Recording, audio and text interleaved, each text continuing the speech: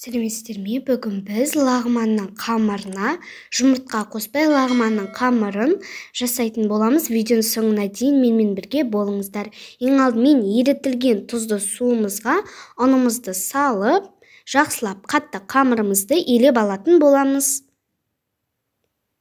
Міне тындырамыз. Тынған соң кішкене мыжып, осылай дәл видеодағыдай арасын ашып,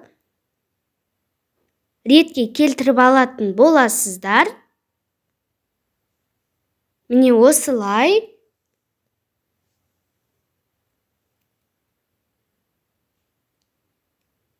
Енді қамырымызды алып, пакетімізге салып тындыруға жібереміз. Міне біздің қамырымыз тынды. Енді қамырымызды алып, бөліктерге бөліп аламыз, яғни кесіп.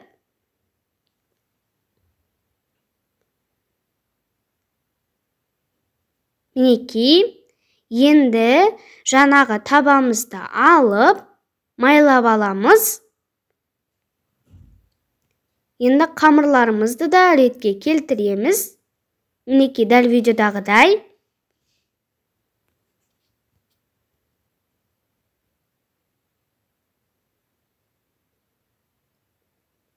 Енді жаюға кірісетін боламыз.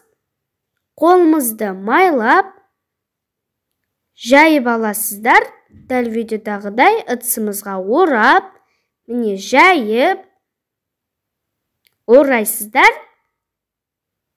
Қалғандарында дәл солай мен айтқандай.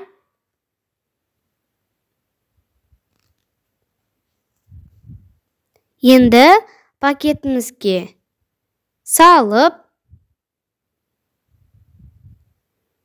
тындыруға жібереміз.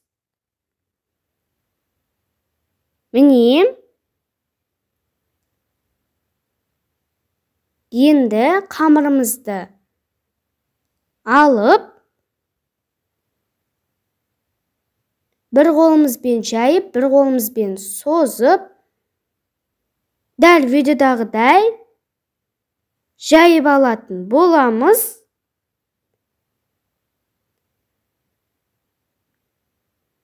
Міне әрқайсысын бөлек-бөлектен жайып аламыз. Және де қолымызды майлаймыз деп, қолдарыңызды қатты майлап қоймаңыздар. Қалғандарында мен айтқандай, бір қолымызбен созып, бір қолымызбен жайып тұрамыз. Міне. Енді жаңағы қамырымызды алып, тағы да жайып алатын боламыз. Міне осылай. Қолымыздың көмегімен, рет-ретімен әрқайсының орнын бөлек қойып, жайып алатын боламыз. Не үшін бөлек қылып қоямыз? Өйткені жабысып қалмас үшін бөлек қойып қоятын боламыз. Міне, бұл соңғы кезеңі. Енді екі қолымызбен жалғастырып, дастарханға ұрғалаймыз. Міне қалғандарында дәл мен айтқандай. Енді әрқайсысын бөлек қылып, 10 минут, 5 минуттай пісіріп аламыз. Міне біздің қамырымыз дайын. Міндетті түрде біздің рецептпен жасап көріңіздер.